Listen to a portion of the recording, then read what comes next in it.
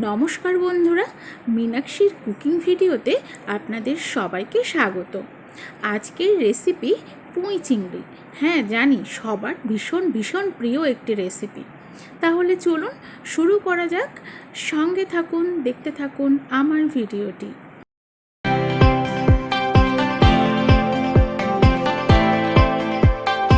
সবার প্রথমে কড়াইতে বসিয়ে দিলাম বেশ কিছুটা পরিমাণ জল। তারপর পুঁইশাক আর পুঁইশাকের পাতাগুলো আলাদা করে কেটে রেখেছিলাম। এবার এই সামান্য জলের ভিতরেই এটাকে ভাপিয়ে এবং জলটাকে শুকিয়েও নেব। পুঁইশাকটা ভাপানোর সময় আমি দিয়ে দিচ্ছি সামান্য একটু লবণ। এই রকম কচি পুঁইশাক আমি কিন্তু কোনো সময়ই এইরকম ভাপিয়ে রান্না করি না। আমি সবসময় এইরকম কচি পুঁইশাক হলে কষিয়েই রান্না করি। এই প্রথম এইভাবে এই পদ্ধতিতে আমি রান্নাটা করছি। রান্নাটা হওয়ার পর জানা যাবে রান্নাটা খেতে কেমন লাগলো। যাই হোক, ভাপিয়ে আমি তখনই নেই পুঁইশাক যে সময় বাজারে পুঁইশাক পাওয়া যায় না, ওই পাতা ছাড়া শুধু ডাঁটা, সেই পুঁইশাকগুলোই কিন্তু আমি ভাপিয়ে নিই। এবার পুঁইশাকটাকে একটু ঢাকা চাপা দিয়ে দিলাম, এতে করে বেশ সফট হয়ে যাবে। এবার কিন্তু ঢাকনাটাকে খুলে এই পুঁইশাকটাকে একটু ওলট পালট করে দেব, এতে করে সব সাইডে সমানভাবে কিন্তু পুঁইশাকটাকে সিদ্ধ হবে। চলুন তাহলে ঢাকনাটাকে আবার খুলে দেখে নিই। বেশ অনেকটাই জল আছে, দেখতেই পাচ্ছেন। এবার কিন্তু আর আমি ঢাকা চাপা দেব না। জলটা এখন মনে হচ্ছে আরও একটু কম দিলেই ভালো হতো। যাই হোক, এবার কিন্তু ঢাকা চাপা দিয়ে জলটাকে শুকিয়ে নিতে হবে। বেশ কিছু সময় ঢাকনা খুলে ফুটিয়ে নেওয়ার পর দেখতেই পাচ্ছেন জলটা বেশ অনেকটাই কিন্তু শুকিয়ে গেছে। এবার আমরা নামিয়ে নেব। পুঁইশাকগুলো কড়াই থেকে একটি পাত্রে কিন্তু সবটুকু নামিয়ে নিলাম। এবার কড়াই গরম করে দিয়ে দিলাম সরিষার তেল। এবার চলে যাব মূল রান্নাতে।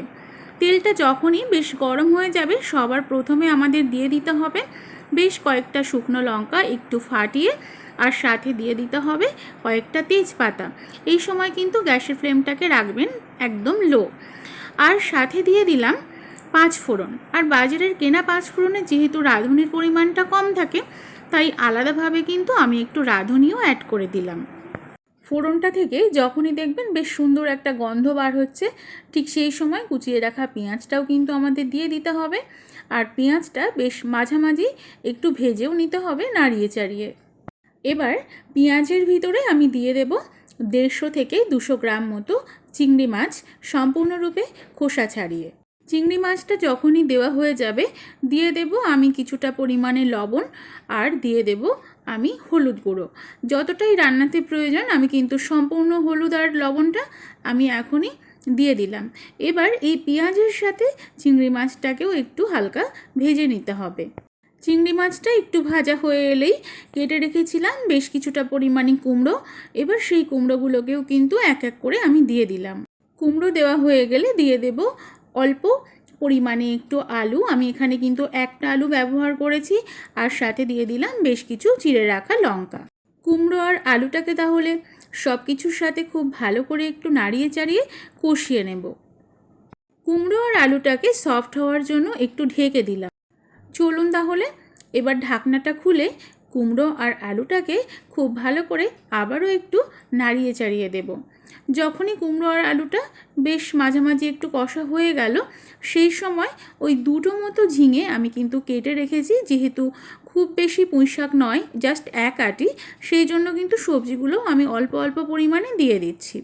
দিয়ে দিলাম ঝিঙে।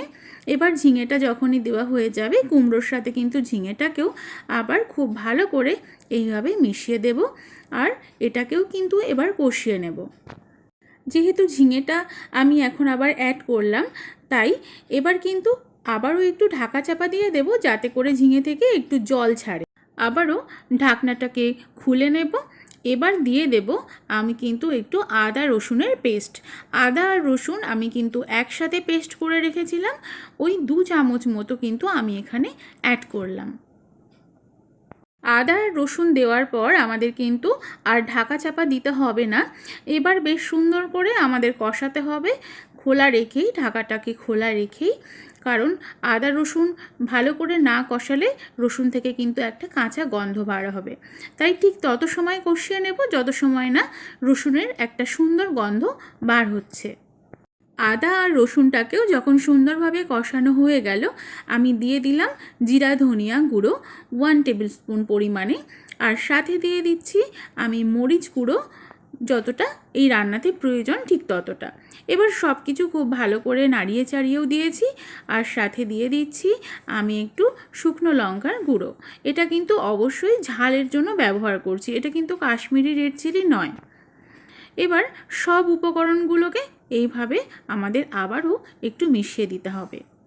সব মশলা যখন দেওয়া হয়ে গেল, তখন দিয়ে দিতে হবে যে সিদ্ধ করে রেখেছিলাম পুঁই শাকটা, সেই পুঁই শাকগুলো সবটুকু আমি দিয়ে দিলাম। এবার তাহলে সিদ্ধ করা পুঁই শাকটাকেও একটু সব কিছুর সাথে কষিয়ে নিতে হবে। পুঁই শাকটা কষানোর সময় আমি কিন্তু চিনিটাও অ্যাড করে দেব, স্বাদটাকে একটু ব্যালেন্স করার জন্য, আর চিনিটাকে মেল্ট হওয়ার জন্য ঢেকেও দিয়েছিলাম। আবারও কিন্তু ঢাকনাটা খুলে নেব। দেখতেই পাচ্ছেন চিনিটা বেশ সুন্দর মেল্ট হয়ে গেছে। এবার খুব সুন্দর করে সব কিছু আবারও একটু নাড়িয়ে চাড়িয়ে কিন্তু কষিয়ে নিলাম। এবার আমি সামান্য একটু কিন্তু জল অ্যাড করে দেব। ওদিকে সবজিগুলোও সুন্দর করে কষিয়ে নিয়েছিলাম, সেখানেও বেশ অনেকটাই সিদ্ধ হয়ে আছে। আর পুঁই শাকটাও যেহেতু ভাপিয়ে নেওয়া, তাই অতিরিক্ত জল দেওয়ার দরকার নেই। এবার একটু আবারও ঢেকে দিলাম। চলুন তাহলে দেখে নিই আমাদের পুঁই চিংড়ির রেসিপিটি কী পর্যায়ে আছে। দেখতেই পাচ্ছেন সামান্য কিন্তু এখনও পর্যন্ত একটু জল আছে। এটুকু কিন্তু এবার আমি ঢাকনাটাকে খুলেই শুকিয়ে নেব।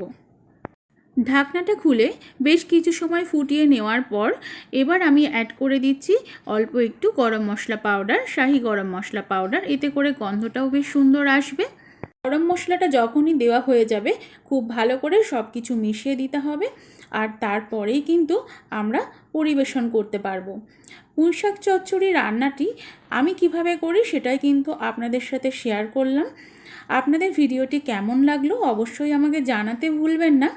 ভিডিওটি ভালো লাগলে লাইক কমেন্ট শেয়ার করার অনুরোধ রইল, আর আমার পেজটিও ফলো করে দেওয়ার অনুরোধ রইল। দেখা হচ্ছে পরের ভিডিওতে আরও সুন্দর কোনো একটি রেসিপির সাথে।